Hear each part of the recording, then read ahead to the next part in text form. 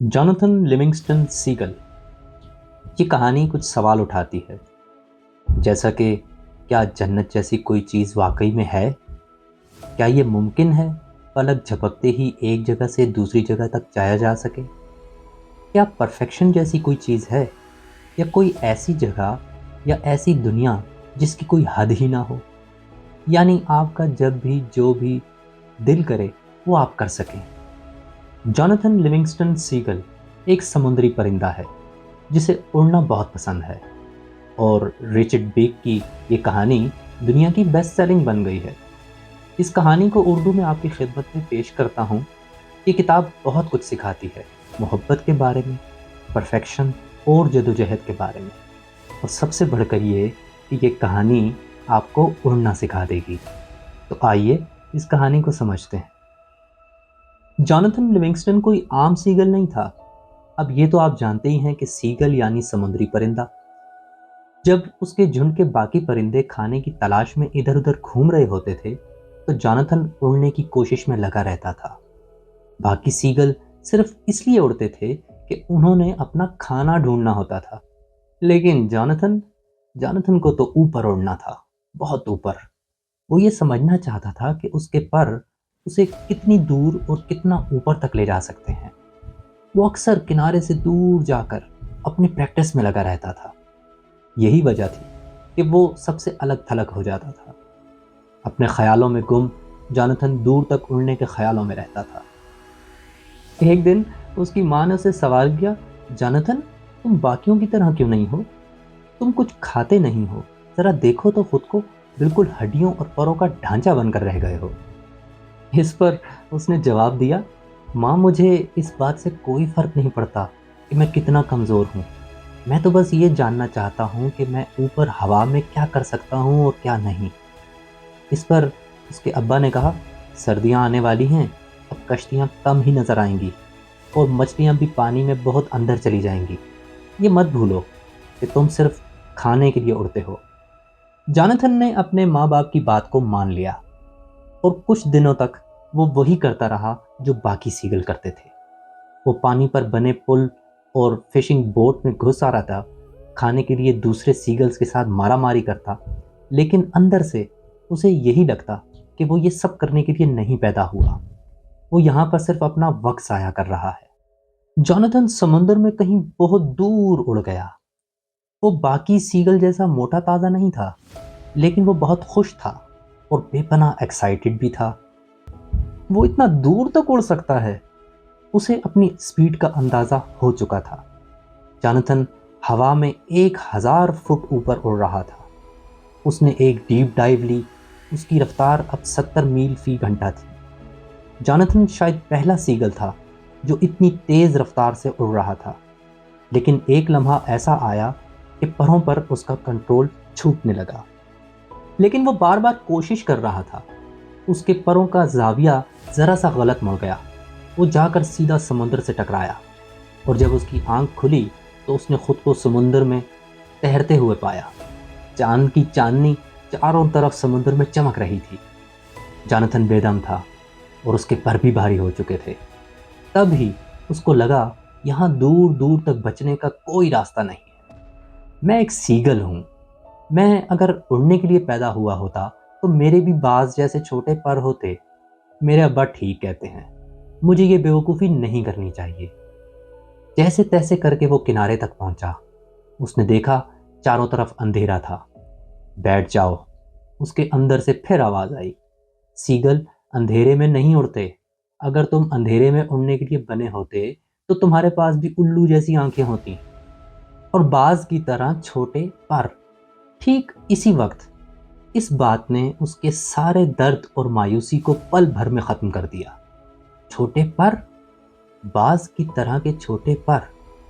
उसने अपने आप से कहा, मैं अपने आधे परों को फोल्ड करके अगर परों की टिप्स पर उड़ सकता हूँ तो इससे मेरी स्पीड बढ़ जाएगी।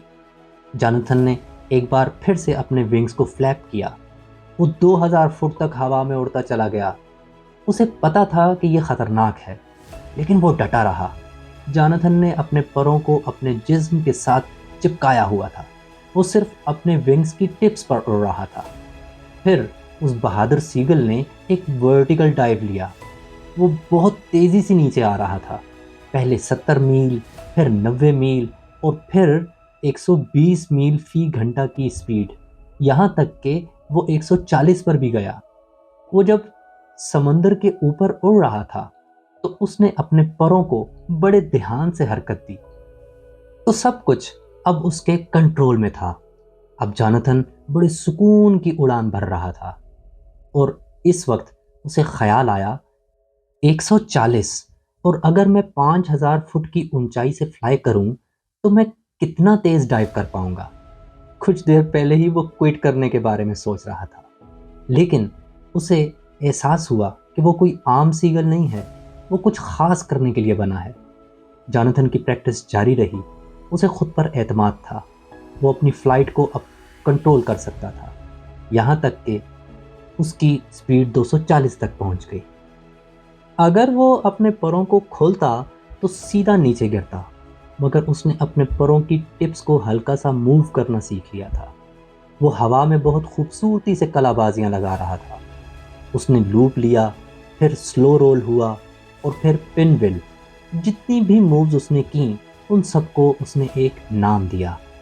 स्पीड पावर थी, पावर में मज़ा था, और स्पीड अपने आप में एक खूबसूरत चीज़ थी। कोई भी सीगल आज तक इतनी स्पीड से नहीं उड़ा था, उसके अपने झुंड से भी नहीं। और जोनाथन का झुंड उस पर ज़रूर फख्र करेगा। वो शाम तक उड़ता रहा। जब शाम को घर पहुंचा तो आसमान पर तारे चमक रहे थे। आज जोनाथन बहुत थक गया था, लेकिन वो बहुत खुश था। झुंड उसका वही पुराना था, मगर जोनाथन बदल चुका था, क्योंकि वो जान चुका था फिशिंग बोट के ऊपर उड़कर खाना ढूंढने के अलावा भी जिंदगी में बहुत कुछ है। जोनाथन का बस चलता तो वो जोर जोर से चिल्लाकर बोलता कि जिंदगी बेमाने नहीं है, हम खुद को जहालत से बाहर निकाल सकते हैं, जिंदगी को मकसद दे सकते हैं, हम जिंदगी में इदराक और कामयाबी को हासिल कर सकते हैं, और नई नई स्किल्स सीख कर हम आगे बढ़ सकते हैं। हम आज़ाद हैं, हम उड़ना भी सीख सकते हैं, हम जो कुछ नया करना चाहें सीख सकते हैं। और बिलाखिर उसके जालीदार पांव किनारे पर जा लगे। उसने देखा वहां पर एक काउंसिल मीटिंग चल रही थी। झुंड के बाकी बूढ़े और बड़े उसका इंतजार कर रहे थे। जोनाथन लिविंगस्टन सीगल, यहाँ आकर बीच में खड़े हो जाओ, एक बूढ़ा चिल्लाया। जब एक सीगल को सेंटर में खड़ा किया जाता था तो इसका मतलब या तो ग्रेट ऑनर होता है या किसी जुर्म की पादाश में, यानी कि ग्रेट शेम।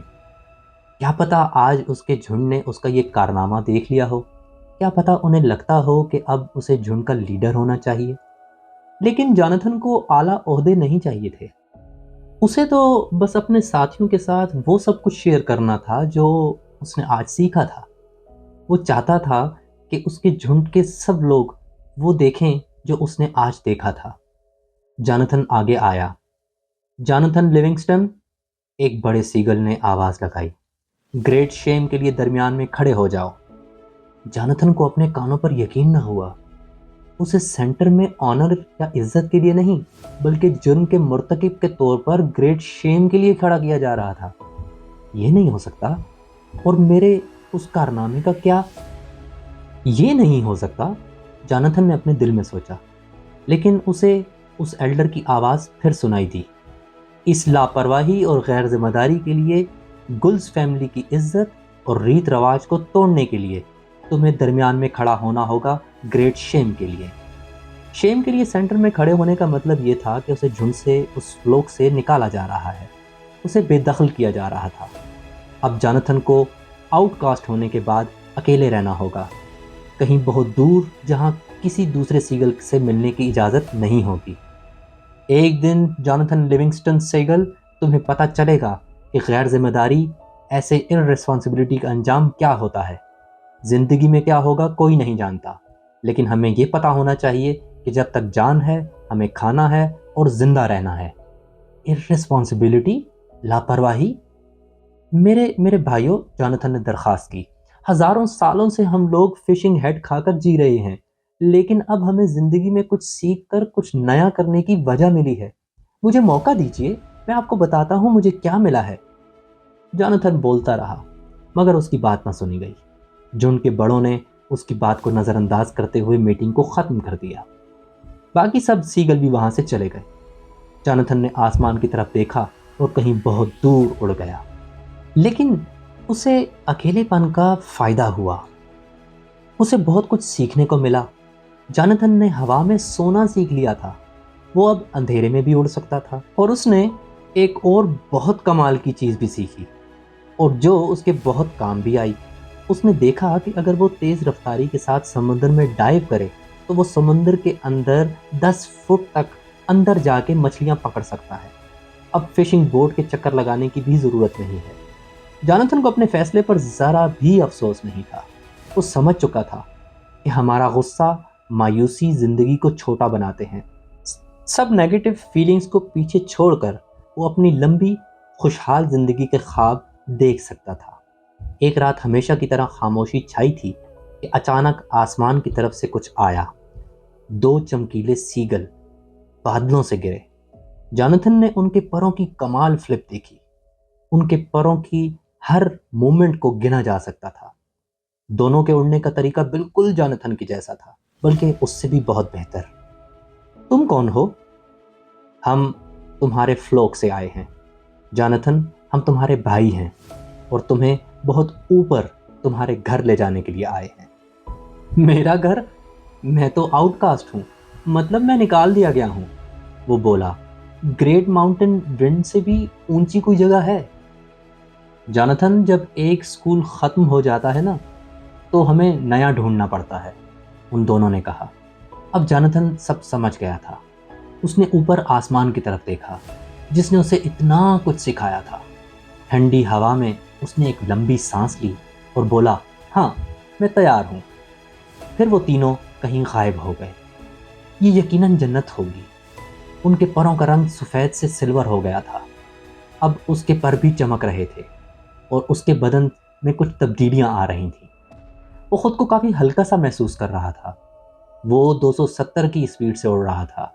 इतने में वो दोनों बादलों से नमूदार हुए और बोले, हैप्पी लैंडिंग जोनाथन, और फिर बादलों में गायब हो गए। जोनाथन ने देखा नीचे नीला आसमान साफ दिखाई दे रहा था। उसे दूर कुछ सीगल क्लिफ पर चक्कर काटते हुए नजर आए। उसने सोचा, वहां इतने कम सीगल क्यों हैं? जन्नत में तो बहुत से हैप्पी सीगल होने चाहिए। ये बात उसने कहीं सुनी थी। उसकी मेमोरी अब फेड हो रही थी।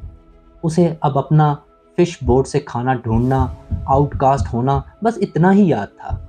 नीचे कोई दर्जन भर सीगल उससे मिलने के लिए आए।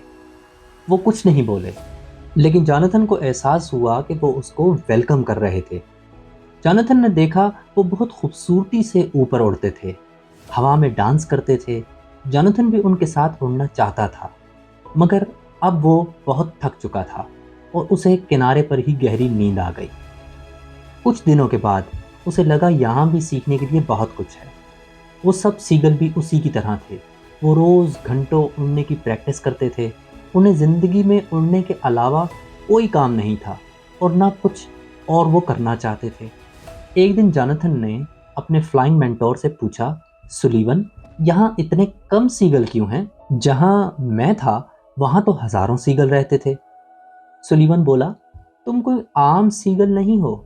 यहाँ सब सीगल मुख्तलिफ जगहों से आए हैं। हमने बहुत कुछ झीला है ये समझने के लिए कि ज़िंदगी में खाने के अलावा और भी बहुत कुछ है। ये बात याद रखना, अगर तुमने कुछ नया ना सीखा तो दूसरी दुनिया भी ऐसी ही होगी, ऐसी ही पाबंदियों और मुश्किलात के साथ। कुछ देर के बाद उन्होंने फिर प्रैक्टिस शुरू कर दी। एक रात सब तरफ सन्नाटा छाया हुआ था। सब के सब खामोश थे। जोनाथन एल्डर गुल के पास आया और बोला, चियांग, ये जगह जन्नत नहीं है ना? तो एल्डर मुस्कुराया। जोनाथन फिर बोला, क्या जन्नत जैसी कोई चीज़ है भी या नहीं? एल्डर ने जवाब दिया, ऐसी कोई जगह नहीं है और ना ही कोई टाइम है। जन्नत का मतलब मुकम्मल होना है। जोनाथन, तुम्हें स्पीड में उड़ना पसंद है ना? हाँ हाँ, मुझे बहुत पसंद है, जोनाथन बोला। तो एल्डर ने जवाब दिया, तो मेरे बेटे, तुम जन्नत में ही जाओगे। जिस वक्त तुम परफेक्ट स्पीड से उड़ना सीख जाओगे। इसका मतलब ये नहीं है 1000 की या लाख की स्पीड से उड़ने लगो या रोशनी की रफ्तार से उड़ने लगो, क्योंकि नंबर कुछ भी हो बस एक हद तक, एक लिमिट तक ही रहेगा, मगर तकमील या परफेक्शन की कोई हद या लिमिट नहीं होती। इसलिए परफेक्ट स्पीड हासिल करना ही जन्नत है। जोनाथन ने देखा कि चियांग वहां नहीं था। उसने चारों तरफ देखा तो उसे 50 फीट दूर एक एल्डर दिखाई दिया।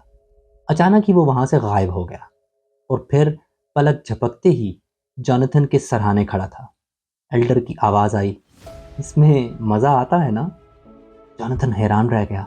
वो जन्नत वाली बात भूल ही चुका था। तुमने ये कैसे किया? तुम्हें कैसा महसूस होता है? तुम कितनी दूर तक उड़ सकते हो? एल्डर बोला, तुम जहां मर्जी जितना दूर जाना चाहो जा सकते हो। मैं हर जगह जा चुका हूं। जो गुल्स परफेक्शन के बदले ट्रैवलिंग का इंतखाब करते हैं वो कहीं नहीं जा पाते, मगर जिन्हें ट्रैवलिंग से ज़्यादा परफेक्शन से प्यार हो वो कहीं भी जा सकते हैं। चियांग, क्या तुम मुझे भी अपनी तरह गायब होना सिखा सकते हो? जोनाथन ने पूछा। हाँ, बिल्कुल, अगर तुम सीखना चाहो तो। हाँ, प्लीज़ मुझे बताओ, जोनाथन बेताबी से बोला। चियांग बोला, अगर तुम अपनी सोच से तेज उड़ना चाहते हो तो अपने लिए कोई लिमिट ना रखो। ये कभी ना सोचो कि तुम्हारी कोई लिमिट है, कोई बैरियर है। अपने आप को बिल्कुल आज़ाद कर दो। तुम हर जगह हो, हर वक्त हो। अब जोनाथन रात दिन यही करने लगा। उसने अपना पूरा फोकस लगा दिया। फिर एक सुबह उसे महसूस हुआ। जोनाथन ने अचानक आंखें खोली। अब मैं साफ देख सकता हूं। मैं अनलिमिटेड परफेक्ट सीगल हूं। वो बेपनाह खुश था। बहुत खूब, एल्डर ने देखकर कहा। पहले जोनाथन और चियांग किनारे पर घूम रहे थे, फिर गायब हो गए और क्लिफ के ऊपर जा पहुंचे। जब तक चियांग और जोनाथन फ्लोक में लौटे, अंधेरा छा चुका था। सुलीवन और बाकी गुल्स ने जोनाथन को इतना जल्दी सीखने के लिए मुबारकबाद दी। अगर तुम चाहो तो हम टाइम के साथ भी शुरू कर सकते हैं, चियांग ने कहा। तब तक तुम पास्ट और फ्यूचर में फ्लाई कर सकते हो। फिर उसके बाद सबसे अहम लेसन तुमने सीखना होगा, द इम्पॉर्टेंट लेसन, काइंडनेस और लव, यानी मोहब्बत और रहमदिली का लेसन। जोनाथन चियांग के साथ प्रैक्टिस करता था। एल्डर उसे अपना स्पेशल स्टूडेंट मानता था और जोनाथन भी पूरे दिल से सीख रहा था। उसने चियांग के हर लेसन को घोल कर पी लिया था। फिर एक दिन आया, चियांग वहाँ से हमेशा के लिए चला गया। उसके परों से इतनी चमक निकल रही थी कि बाकी के सीगल्स को आंखें मौंदना पड़ी और एक पल में चियांग वहाँ से गायब हो गया। जाते जाते उसने जोनाथन से कहा, कीप वर्किंग ऑन लव, प्यार पर काम करते रहो। दिन गुजरते रहे। जोनाथन को कभी कभी ज़मीन पर रहने वाले सीगल्स की याद आती थी। शायद उनमें से कुछ उसकी तरह सवाल पूछते होंगे। क्या उनमें भी कोई ज़िंदगी का मतलब जानने की कोशिश कर रहा होगा? तो जोनाथन ने सोचा कि यही एक तरीका है अपने प्यार के इजहार का। अगर वो बाकियों को भी ज़िंदगी का माने समझा दे और उसमें मदद करे तो ये उसकी रहमदिली ही होगी।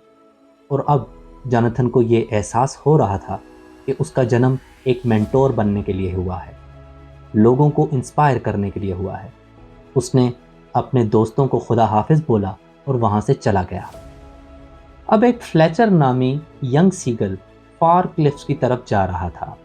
वो एक बार एल्डर गुल के ऊपर से उड़ा था, जिसकी वजह से उसे भी सेंटर ऑफ शेम में खड़ा होना पड़ा था। मुझे फ़र्क नहीं पड़ता वो क्या सोचते हैं, उड़ने के लिए पूरा आसमान पड़ा है, तो मैं यहाँ सिर्फ फ्लैपिंग क्यों करूँ? ये तो एक मच्छर भी कर लेता है। क्या इन लोगों को दिखता नहीं है? ये लोग समझते क्यों नहीं कि जिस दिन हम सच में उड़ने लगेंगे तो वो दिन कितना अजीम होगा? और उसी वक्त फ्लेचर ने बादलों में से एक आवाज़ सुनी, उनके लिए बुरा मत सोचो, एक दिन उन्हें भी ये सब नज़र आएगा जो तुम्हें नज़र आ रहा है। उन्हें माफ़ कर दो और उन्हें समझाओ। इसके साथ ही एक चमकदार सीगल उसके पास आया। वो कितने सुकून के साथ हवा में तैर रहा था। उसका एक पर तक नहीं हिल रहा था और फिर भी वो इतनी तेज़ी से उसके पास आ गया। ये क्या है? ये हो क्या रहा है? क्या मैं मर गया हूँ? फ्लेचर हैरान था और तब ही उसने एक शानदार और नर्म आवाज़ सुनी। फ्लेचर लैंड सीगल, क्या तुम उड़ना चाहते हो? हाँ, मैं उड़ना चाहता हूँ, बहुत ऊपर। फ्लेचर लैंड सीगल, क्या तुम इतना ऊंचा उड़ना चाहते हो कि तुम अपने झुंड को माफ़ कर सको, सीख सको और फिर एक दिन वापस लौटकर उनकी मदद कर सको? हाँ, बिल्कुल। वो बहुत तेज़ था। वो सबसे बढ़कर उसे उड़ने का जुनून था। 3 महीने बाद जॉनथन के पास 6 और स्टूडेंट आ गए थे और सब के सब आउटकास्ट। वो सब जॉनथन की तरह फ्लाइंग करना चाहते थे, लेकिन जॉनथन के लेक्चर से ज़्यादा ट्रेनिंग के लिए बेताब थे। वो सब इस पर हैरान थे कि आइडिया या ख़यालात परों की स्पीड से उड़ सकते हैं। वो सब जब जॉनथन उन्हें एक्सप्लेन कर रहा होता था कि मैंने कैसे हाई स्पीड से उड़ना सीखा, तो उसके शागिर्द उसकी बात सुनने की बजाय सो रहे होते थे। हम सब असल में ग्रेट गुल के ही आइडिया से पैदा हुए हैं। फ्रीडम यानी आज़ादी का एक अनलिमिटेड आइडिया, जहां हम उड़ने में महारत हासिल करके अपने रियल नेचर को एक्सप्रेस कर रहे हैं। और जो चीज़ हमें उससे रोकने की कोशिश करेगी, हम उसे रास्ते से हटा देंगे। तुम्हारी पूरी बॉडी, बॉडी का एक एक अंग सिर्फ तुम्हारा आइडिया है और कुछ नहीं। जैसे ही इस आइडिया की चेन टूटेगी, तुम्हारी बॉडी की चेन भी टूट जाएगी। ऐसे लेक्चर सुनते वक्त स्टूडेंट्स सो जाते थे, यहाँ तक कि फ्लेचर लैंड भी। लेकिन जॉनथन था कि कभी हार नहीं मानता था। एक दिन सुबह जॉनथन ने ऐलान किया, अब फ्लॉक की तरफ वापस लौटने का वक्त आ गया है। मगर उसका कोई भी स्टूडेंट इसके लिए तैयार नहीं था। वो बोले, हमें कोई वेलकम नहीं करेगा, हम आउटकास्ट हैं। जॉनथन ने उन्हें समझाया और फिर वो फ्लोक के पास जाने के लिए उड़ गया। वो स्टूडेंट अब तक इतने कॉन्फिडेंट नहीं थे। किसी ने भी आज तक रूल नहीं तोड़ा था। 10,000 साल से आज तक कोई भी आउटकास्ट वापस फ्लोक में नहीं लौटा था। आखिर उन्होंने सोचा कि जॉनथन को अकेला ही एल्डर्स का सामना करना पड़ेगा। सो उन्होंने एक फॉर्मेशन बनाई और हवा में डबल डायमंड फॉर्म किया। जब वो किनारे पर आए तो उन्होंने अपने विंग्स फ्लैप किए और फॉर्मेशन चेंज कर दी। 8,000 सीगल उन्हें देख रहे थे। जॉनथन और उसके स्टूडेंट्स अनोखे लूप्स दिखा रहे थे। शुरू करने के लिए तुम जरा लेट हो गए हो, जॉनथन ने मुस्कुराकर कहा। पूरे फ्लोक पर एक हैरत तारी थी। ओल्डर सीगल बोले, ये आउटकास्ट हैं और ये वापस आ रहे हैं और ये नहीं हो सकता, कभी भी नहीं। यंगर सीगर बोले, बेशक वो आउटकास्ट हैं, मगर उन्होंने ऐसा उड़ना कहाँ से सीखा? इस पर ओल्डर बोले, उन पर ध्यान मत दो। आउटकास्ट गुल के साथ बात करने वाले को भी आउटकास्ट ही माना जाएगा और फ्लोक के रूल्स तोड़ने के लिए उन्हें गिल्टी समझा जाएगा। सब ने अपना मुंह मोड़ लिया, लेकिन जॉनथन एक्सरसाइज करता रहा। प्रैक्टिस के बाद आउटकास्ट ग्रुप किनारे पर आकर बैठ गया और जॉनथन ने अपना लेक्चर शुरू कर दिया। मगर जॉनथन ने नोटिस किया कि यंग सीगल उसका लेक्चर बहुत ध्यान से सुन रहे थे। आउटकास्ट ग्रुप को 1 महीना यहाँ हो चुका था। ऐसे में एक यंग सीगल ने आखिरकार लाइन क्रॉस कर डाली और जॉनथन से बोला, उसे उड़ना सिखाए। उसके बाद 1-2 और ने भी, यकीनन वो भी आउटकास्ट कर दिए गए। कुछ अरसे बाद अब रोज़ रात को जॉनथन का लेक्चर सुनने अब कई यंग सीगल आते थे। उन्हें अब आउटकास्ट होने या पकड़े जाने का भी कोई डर नहीं था। उन्होंने बस जॉनथन की बातें सुनना थी। सीगल के लिए उड़ना एक आम सी बात है। फ्रीडम तुम्हारे नेचर में है और जो उसके रास्ते में आए तुम उसे पीछे छोड़ दो, चाहे वो झुंड का कानून ही क्यों ना हो। सच्चा कानून वही है जो तुम्हें आज़ादी दे। यंग सीगल्स बोले, तुम तो गिफ्टेड हो, तुम ये कह सकते हो, तुम स्पेशल हो, हम तुम्हारी तरह कैसे उड़ सकते हैं? जॉनथन बोला, फ्लेचर लैंड को देखो, चार्लीज, रोलैंड, जूडली, क्या ये सब स्पेशल हैं, गिफ्टेड हैं या डिवाइन हैं? नहीं है ना, वो सब तुम्हारी तरह हैं। सिर्फ फ़र्क इतना है कि उन्हें रियलाइज़ हो गया है कि वो असल में कौन है और उन्होंने उसके लिए प्रैक्टिस भी शुरू कर दी है।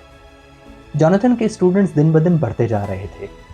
कुछ उसे सच में अपना आइडियल मानते थे और कुछ सिर्फ मजाक उड़ाने के लिए आते थे। फ्लेचर ने एक दिन जोनाथन से कहा, ये सब तुम्हारे बारे में बोलते हैं कि तुम ग्रेट गुल के बेटे नहीं हो। वो ये कहते हैं कि तुम टाइम से 1000 साल आगे हो। सब लोग तुम्हें या तो शैतान समझते हैं या खुदा।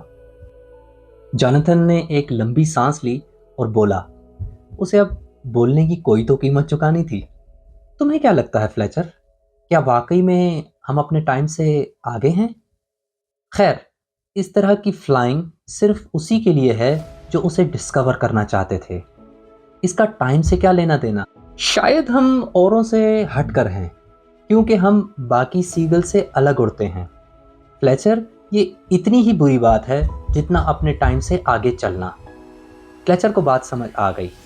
अब वो क्लासेस लेने लगा था और उसके भी स्टूडेंट ज़्यादा होने लगे थे। एक दिन फ्लेचर उन्हें हाई स्पीड फ्लाइंग सिखा रहा था। उसने 7 फीट डाइव ली और पानी से चंद इंच ऊपर ग्लाइड करने लगा कि अचानक एक छोटा सीगल उसके सामने आया। वो छोटा बच्चा रोते हुए अपनी माँ को ढूंढ रहा था। टक्कर से बचने के लिए फ्लेचर ने फ्लिप करके निकलने की कोशिश की तो उसका बैलेंस बिगड़ गया और वो काफ़ी स्पीड के साथ बड़े पत्थर से जा टकराया। उसकी आंखों के आगे अंधेरा छा गया था। वो बुरी तरह डर गया था। उसे अपनी इस हालत पर बहुत दुख हो रहा था। कुछ टाइम तो वो उसी तरह पड़ा रहा, जो उसे लगा कि वो सदियों तक पड़ा रहा। तभी उसने फिर वही आवाज़ सुनी जो जोनाथन से मिलने वाले दिन उसने सुनी थी। तो क्या मैं जिंदा हूँ? तुम्हारी मर्जी। तुम चाहो तो यहाँ इसी तरह पड़े रहो या जाकर अपने फ्लोक के साथ वापस प्रैक्टिस करो, आवाज़ ने जवाब दिया। फ्लेचर बोला, हाँ हाँ बिल्कुल, मैं अपने फ्लोक के पास लौटना चाहता हूँ। मैंने बहुत मुश्किल से नए ग्रुप को सिखाना शुरू किया है। शाबाश फ्लेचर। याद रखो, हमने बॉडी के बारे में क्या बोला था? ये सिर्फ एक आइडिया है और कुछ नहीं।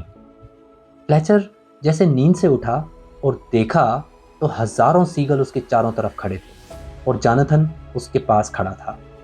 वो जिंदा है, मुर्दा परिंदा जिंदा हो गया, सारे सीगल चिल्ला रहे थे। ग्रेट गुल के बेटे ने उसे जिंदा कर दिया। नहीं, वो किसी खुदा को नहीं मानता, वो एक शैतान है। वो सिर्फ इस फ्लोक को तोड़ने के लिए आया है। हुजूम उनके पास आता जा रहा था। हजारों डरावनी आंखें और नोकीली चोंचें उन्हें किसी भी वक्त नोच खाने के लिए तैयार थी। और तभी दोनों वहां से गायब हो गए। फ्लेचर को एक खाली बीच दिखा।